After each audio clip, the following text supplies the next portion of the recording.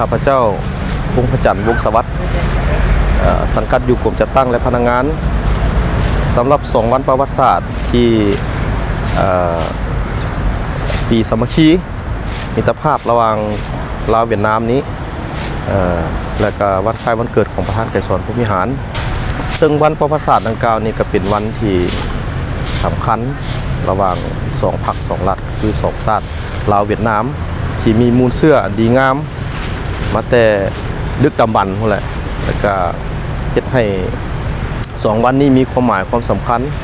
ในการเสริมขยายสายพันธุ์สามัคคีแบบพิเศษและการร่วมมือรอบด้านระหว่างลาวเวียดนามแต่สำหรับวันเกิดประธานไกรสอนพรหมวิหารนี้ข้าพเจ้าก็เป็นในนามสาวนุ่มข้าพเจ้าก็มีความปิติสมชื่นเป็นอย่างยิ่งที่ได้ประกอบส่วนในการเฮ็ดเวียกงานในด้านการจัดตั้งเวียกงานของสาวนุ่มกระบวนการของสาวนุ่มให้มีความฟดฟื้นชื่อหมอนแก้วนันทศรสังกัดอยู่ห้องการกระทรวงพลังงานและโบเฮนี่ในหวนคืนวันประวัติศาสตร์คือวันศาสตร์ที่2 ธันวาและก็วันเกิดของท่านประธานไกรสอนพรหมวิหารผมรู้สึกปิติยินดีเนาะที่ว่า2วันนี้หมุนรอบมาในวาระหนึ่งนั่นก็คือวันศาสตร์นี้มันเป็นวันที่จะยืนอยู่จุดนี้ได้ประชาชนลาวหรือว่าทุกทั่วหน้านี้ก็คิดว่าควรมีน้ำใจหรือว่าหวนคืนถึงการที่เพิ่นสละชีพหรือว่าต่อสู้คู่ชาติได้มาวันนี้เนาะโดยสบายดีโดยน้องชื่อนางเพชรธิดาศรีสมบัติเนาะเป็นวิชาการของกรมคุ้มครองความปลอดภัยอุตสาหกรรมพลังงานโดยมื้อนี้ก็ได้มาออกแห่งงานเนาะต้อนรับวันที่2 ธันวา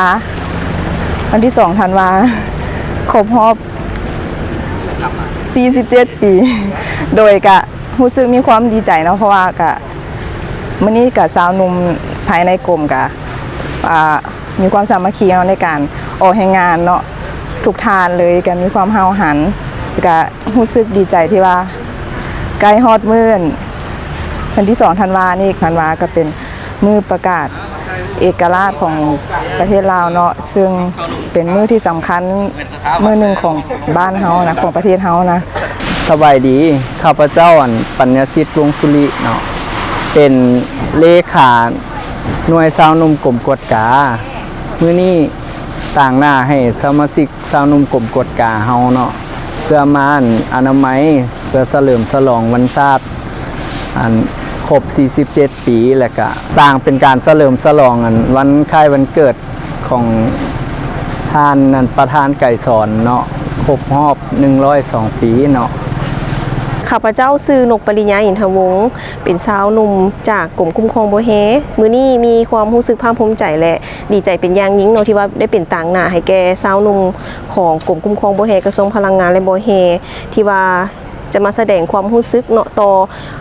วันศาสตร์ที่2 ธันวาและวันคล้ายวันเกิดของประธานไกรสอนพรหมวิหารที่ว่าใกล้จะมาฮอดมาถึงนี้เนาะในนามส่วนตัวของข้าพเจ้ามีความรู้สึกภาคภูมิใจหลายเพราะว่าวันศาสตร์เนาะเป็นวันหนึ่งที่ว่าสำคัญต่อประชาชนลาวและสาวหนุ่มของลาวในทุกๆคน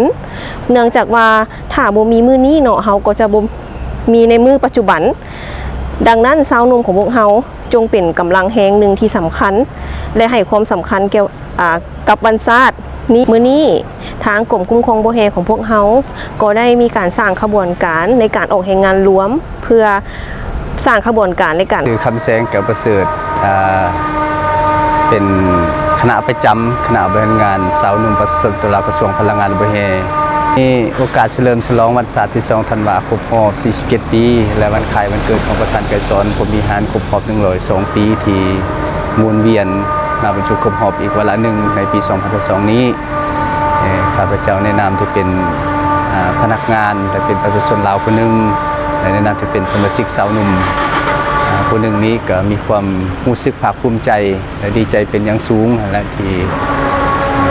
เห็นว่าในตลอดระยะ47 ปีที่ผ่านมานี้ประเทศชาติของพวกเขาก็ได้รับการพัฒนาอย่างบ่หยุดยั้งโดยเฉพาะในคุมเขตพลังงานและโบเฮของพวกเขาฉะนั้นแหละ วันศาสตร์ที่2ธันวานี้แม่นเป็นวันที่ชัยชนะของปวงชนลาวทางศาสตร์และเป็นวันที่มีความอิกอ่างทงใจของประชาชนลาวบรรดาเผ่าต่อสาวโลกเนื่องจากว่าก่อนหน้านั้นพวกเขาตกเป็นหัวเมืองขึ้นของจักรพรรดิต่างดาวจนมาฮอดวันที่2ธันวาคม1975พวกเขาก็สามารถปลดปล่อยศาสตร์ได้สำหรับประธานไกรสอนพรหมิหารคันบ่มีเพิ่นประเทศชาติของเขาในมื้อนี้ก็สิบ่มีฉะนั้นในนามที่เป็นลูกหลานของเพิ่นนี่ก็ข้าพเจ้าก็มีความเอกอ่างลงใจอะไรที่ว่าพวกเขามีผู้นำที่ยิ่งใหญ่และมีผู้นำที่มีความพิศาจสามารถคือเพิ่นแนวนี้ฉะนั้นในนามที่เป็นสาวหนุ่มก็คือประชาชนลาวคนหนึ่งจะทำเฮียนเอาบทเรียนและภารกิจของเพิ่นที่เพิ่นได้ทางป่าไว้ในตลอดระยะการอุทิศเพื่อแห่งของเพิ่นเพื่อกอบกู้ประเทศชาติของเขา